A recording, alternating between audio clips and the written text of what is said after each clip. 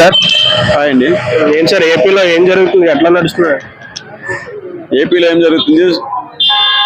ఇప్పుడు బౌలింగ్ వచ్చేసి ఎమ్మెల్యేలు వేస్తున్నారు. ఇక్కడ బ్యాట్స్మెన్ వచ్చేసి చంద్రబాబు నాయుడు, అటు సైడ్ అవతల సైడ్ బ్యాట్స్మెన్ వచ్చేసి డిప్యూటీ సీఎం గారు. ఏం చెప్పాడు? ఒక ఓవర్లో నేను 6 కొడతామన్నారు. 6 పోవట్లేదు, అది సింగిల్ రన్ కూడా రావట్లే. 6 బాళ్ళు వైల్డ్ కూడా వెళ్ళటంలే. అది ఏమంటాము, ఒక పరుగు కూడా రావట్లేదు. ఇంకా దాని గురించి ఏం చెప్తాం? చిన్న ఎగ్జాంపుల్ అది. ఇంకా 6 ఎప్పుడు వస్తుందా అని చెప్పేసి అందరం చూస్తా ఉన్నాం. 6 రావట్లే. సింగిల్ కే దిక్కులేదు. సూపర్ 6 ఆడొస్తుంది. ఇంకా సూపర్ 6 లేదంటారు. అయితే అంటే పార్టీల గురించి విమర్శించడం అని కాదు. నేను అంటే వాళ్ళన్నా వీళ్ళన్నా నేను ఎప్పుడు పర్సనల్గా ఎవరిని విమర్శించరు. నాకైతే పాలిటిక్స్ ఇంట్రెస్ట్.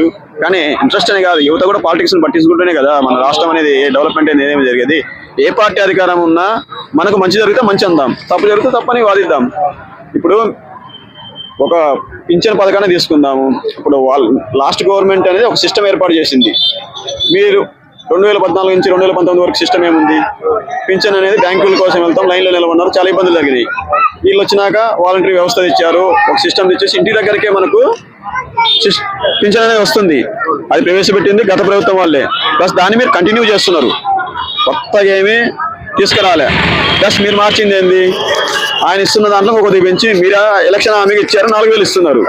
బట్ ఇక్కడ ఏం జరుగుతుంది? 4000 ఇస్తున్నామన్నారు, కానీ ఇంతకుముందు 100 పింఛన్లు ఉంటే అందులో 20 ఎలా తీసేయాలి? అది తెలియట్లేదు జనాలు. అది తెలియట్లేదు. కట్ చేస్తున్నారు పింఛన్లు. కట్ చేయండి అంటే కట్ చేయడం అన్న కూడా ఎలా ఉంది? అదే లాస్ట్ గవర్నమెంట్ లో కొంతమందికి పింఛన్లు ఇస్తామని ఒక సిస్టమ్ పెట్టారు. వాళ్ళు సిస్టమ్ అంటే ఎవరైనా పెడతారు. అది అంటే నిజంగా అర్హత ఉన్న వాళ్ళకి వస్తే ఎవరు తప్పు పట్టరబ్బా.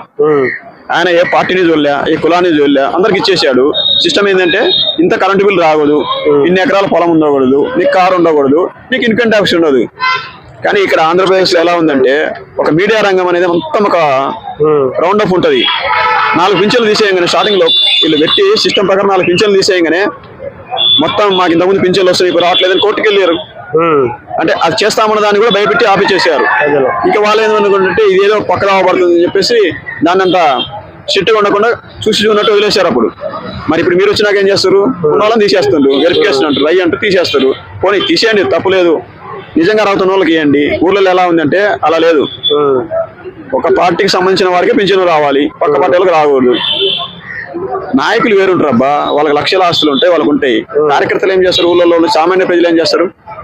వాళ్ళు ఏ పార్టీ అయినా కానీ వాళ్ళకి అర్హత ఉన్నప్పుడు నువ్వు పింఛన్ ఆపుతా అంటే ఎట్లా కరెక్ట్? అది వీళ్ళే బౌరంగా చెప్తారు కదా, వైఎస్ఆర్సీపీ వాళ్ళకి మేలు చేయకూడదు అంటే.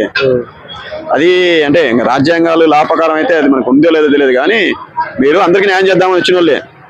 నువ్వు ఓటు వేసిందా లేదా అది లోపల తెలుస్తుంది, నీకేసిందా నాకేసిందా అనేది. ఎవరి అభిమానం వాళ్ళకు ఉంటుంది. అందుకని చెప్పి పింఛన్లు ఆపారు. మరి టాపాలనుకుంటే లాస్ట్ టైం అందరికి ఇచ్చారు కదా పింఛన్లు. మరి అప్పుడు అందరు తీసుకున్నారు కదా. అప్పుడు ఏమన్నారు? వాళ్ళు జోబులో నుంచి ఇస్తున్నారా, మేము కట్టిన పనుల నుంచే కదా ఇచ్చేదాన్ని. ఇప్పుడు మీరు చేసేది అదే కదా, హెరిటేజ్ నుంచో లేకపోతే మీ ఇంట్లో ఆస్తులు మేము ఇవ్వట్లేదు కదా. గవర్నమెంట్ జనాలు ట్యాక్స్లు కడితేనే మీరు ఇస్తున్నారు, అందరికి ఇవ్వండి. ప్లస్ ఇంకోటి, ఎవ్రీ 3 months ఒకసారి రెన్యువల్ కావాలి పింఛన్లు అనేది. అంటే తెలియకగా తెలిసి కాదు, నీకు 3 months ఉన్నప్పుడు 3 months లో చాలా మంది డెత్స్ ఉంటారు, కొత్త వాళ్ళు వస్తుంటారు. ఇప్పుడు 49 సంవత్సరాలు ఉన్నోడు ఉంటాడు, వాడు 50 సంవత్సరాలకు వచ్చి ఉంటారు. మరి ఏది అంటే తీసేయడమే తప్ప కలిపేది లేదు. 9 నెలలు అయింది. 9 నెలల్లో ఎంతమందికి ఏజ్ పెరగదా? ఎంతమంది చనిపోయి ఉంటారు? మరి ఎన్ని పింఛన్లు కొత్తగా వచ్చినాయి? ముందు పరిపాలన మీద దృష్టి పెట్టండి. పరిపాలన మనం ఏమే ఇచ్చామా, మనం అధికారంలోకి వచ్చినప్పుడు ఏమే చెప్పాము అది జరుగుతుందా లేదా ఆలోచించండి. సిస్టమ్ కరెక్ట్గా ఉందా లేదా చూడండి. ఇప్పుడు దిశ చట్టం, ఇప్పుడు ఆంధ్రప్రదేశ్ లో దిశ చట్టం ఉంది. ఆ చట్టాన్ని మార్చి అదే చట్టం కంటిన్యూ చేస్తున్నారు. కానీ మీరు అప్పుడు ఎలక్షన్ హామీలు ఇచ్చినట్టు ఏదన్నా జరిగితే తప్పు చేయాలంటే కూడా భయపడాలన్నట్టు ఏమైనా కొత్త చట్టం వచ్చిందా? మీడియా వల్ల నార్మల్ పీపుల్ అడిగిన చెప్తారు చట్టం ఏమైనా మారిందా? పేరు మార్చారు అంతే, అంతేనా? ఇంకో అప్పుడు ఏమన్నారు? వాలంటీర్లు ఇంటికి వెళ్ళి అమ్మాయిలు మిస్సింగ్ చేశారు, 30,000 మంది అమ్మాయిలు అన్నారు. మరి అధికారంలోకి వచ్చి 9 నెలలు అయింది. నిజంగా 30,000 మంది అంటే ఎక్కడ ఉన్నారు? 30,000 మంది 30,000 మంది మీరు తీసుకొచ్చి ఎవరు చేశారని చెప్పేసి వాళ్ళని వేస్తే జనాలు కూడా అరే వీళ్ళు చెప్పింది నిజము, ఓకే వైసీపీ వాళ్ళు అలా చేశారేమో అనుకుంటారు కదా. ఓన్లీ ఓట్ల కోసం ఏమైనా మాట్లాడారు. మరి అది మనమే చెప్పుకోవచ్చు కదా. 30,000 మంది అన్నారు, మరి 9 నెలలు అయింది. వాళ్ళే అధికారంలో ఉన్నారు. 30,000 మంది కాదు 3,000 మంది అన్న ఆంధ్రప్రదేశ్ నుంచి పక్క రాష్ట్రాలకో లేకపోతే ఇట్లా కిడ్నాప్ చేసినారని ఎలా వచ్చింది న్యూస్ మనకు. మన అంతే మాట్లాడేటప్పుడు పోనీ మద్యం గురించి అన్నారు, మేము నాణ్యమైన మద్యం మీకు ఇస్తాము, వాటర్ తాగండి, మంచి మద్యం ఇస్తామన్నాడు. అసలు మద్యంలో నాణ్యమైనది ఏంది ఏది దాని మీద ఉంటుంది తెలుసా?